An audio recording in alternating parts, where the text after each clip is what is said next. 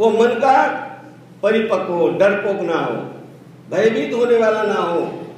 और चौथा, किसी स्वार्थ से वो दशक्रिया खाने वाला ना हो कि चलो मुझे ये मैं खाऊंगा, ये स्वीकार मैं करूंगा तो 4 पैसे दक्षिणा मुझे ज्यादा मिलेगी, इस भजन पूजन के द्वारा मेरी कमाई होगी, इस स्वार्थ भावना से वो दशक्रिया खाने वाला व्यक्ति ना हो।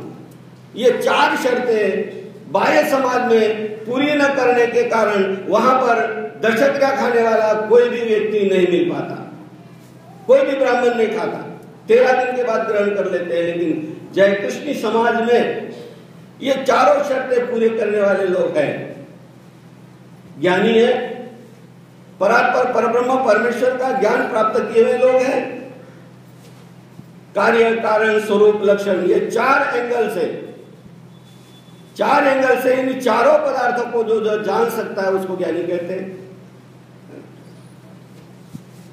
कार्य, परमात्मा का कार्य क्या है? सृष्टि की रचना करना, जीवों का उद्धार करना, सृष्टि की रचना करना, मनुष्य शरीर देना, इस शरीर के लिए जो जो आवश्यक है वो सब कुछ दे देना, यह परमेश्वर का कार्य है। और कारण क्या है परमात्मा का? इस कार्य के द्वारा जीवात्मा का उद्धार करना, यह कारण है परमात्मा का। इस कारण से ही जीवात्मा का उद्धार करना, इस कारण से ही परमात्मा कार्य करते हैं, सृष्टि की रचना करते हैं। कार्य और कारण। स्वरूप, परमात्मा का स्वरूप कैसा है? शुद्ध है, बुद्ध है, नित्य मुक्त है, निराभिमान है, पर साक्षी है, सौंदर्य है, लावण्य है, सौभाग्य है, दया है, मया है, कृपा है, करुणा है, नित्यत्व है, व्यापकत्व है, सर्वात्मकत्व है, सर्वात्मित्व है, सर्वकर्तृत्व है, सर्वसाक्षित्व है। इतने गुण जिसके पास हो, जिसके स्वरूप में हो, है ना, उसको कहते हैं स्वरूप और लक्षण। थोड़ी सी भी प्रार्थना करते हैं तो परमात्मा प्रसन्न हो जाते हैं, हल्की सी प्रार्थना करते तो परमात्मा प्रसन्न हो जाते हैं। चाहे वो प्रार्थना तुम्हारी कामनावश हो तो भी निष्काम भाव से तो मानी जा सकती है बात कि परमात्मा शीघ्र प्रसन्न होते हैं, लेकिन सकाम भक्ति भी में भी परमात्मा शीघ्र प्रसन्न हो जाते हैं। तो ये 4 एंगल से, कार्य कारण स्वरूप और लक्षण, इन 4 एंगल से जो परमात्मा को जानता है, ऐसा ज्ञानी पात्र एक भी यदि मिल जाता है और एक बार भी यदि भोजन कर लेता है दशक्रिया का, तो वो दशक्रिया का भांडा जो है, मतलब दशक्रिया के जो दुख है वो समाप्त हो जाते हैं।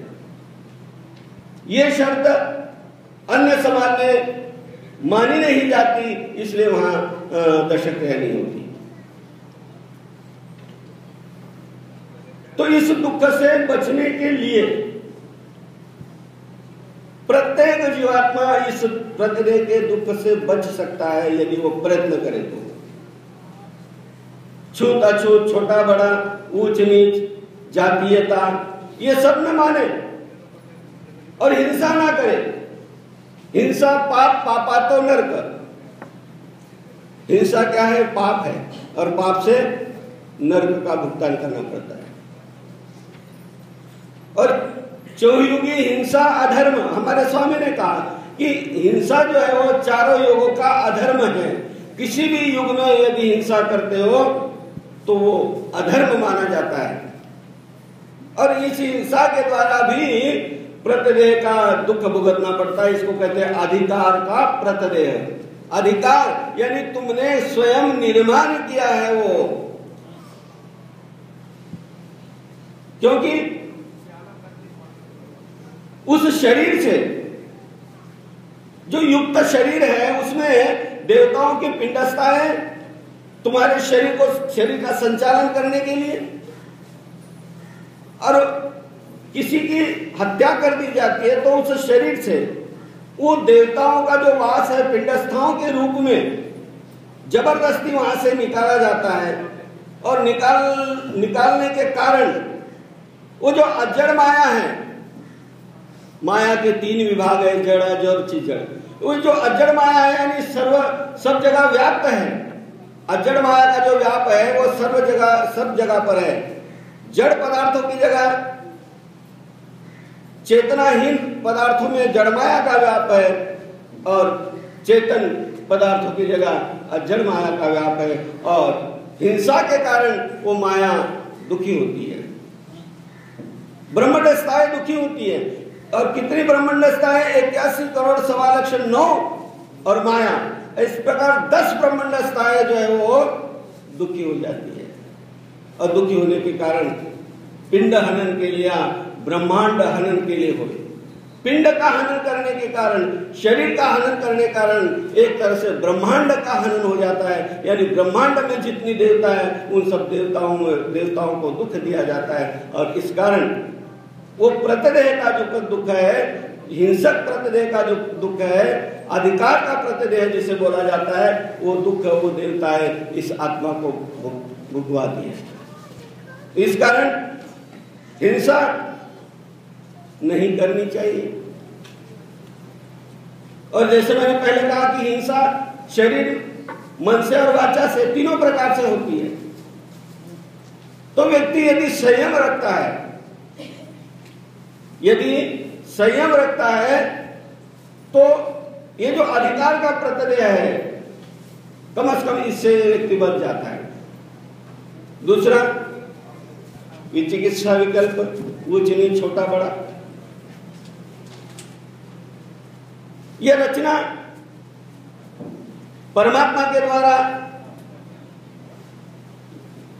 परमात्मा की कृपा से, माया के द्वारा हुई है।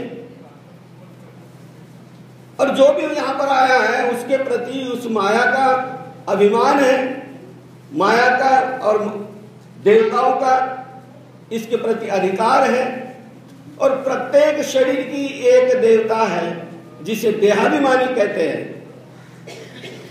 और किसी व्यक्ति को यदि दुखाया तो उसके देह की जो अभिमानी है, मान लो किसी को आपने छोटा मान लिया, अब छोटा मानते ही जिसको छोटा माना उसकी देह की अभिमानी दुखी हो जाती है, और दुखी होने के कारण वो दुख भुगवाती है। तो जिसको तुमने छोटा माना, एक तो देहाभिमानी दुखी हुई, दूसरा जिसको छोटा माना इसका अर्थ है तुम बड़े हो गए हो, तुम्हारे में अहंकार आ गया, और वो अहंकार तुम्हें न जाने कहां तक पहुंचा देगा। तो इसलिए ऊंच नीच, छोटा बड़ा, छी थू, ये इससे यदि व्यक्ति अपने आप को बचाता है तो प्रतिदेह के दुख इस आत्मा को भुगतने नहीं पड़ते। ये दोनों दुख ये जीवात्मा बिना किसी कारण से अपने लिए अर्जन कर लेता है, अपने लिए कमा लेता है। यानी आ बैल मुझे मार, बच सकता है, कोशिश करे तो इस प्रतिदेह के नरक से ये जीवात्मा बाइज्जत बरी हो सकता है, लेकिन ये ध्यान नहीं देता।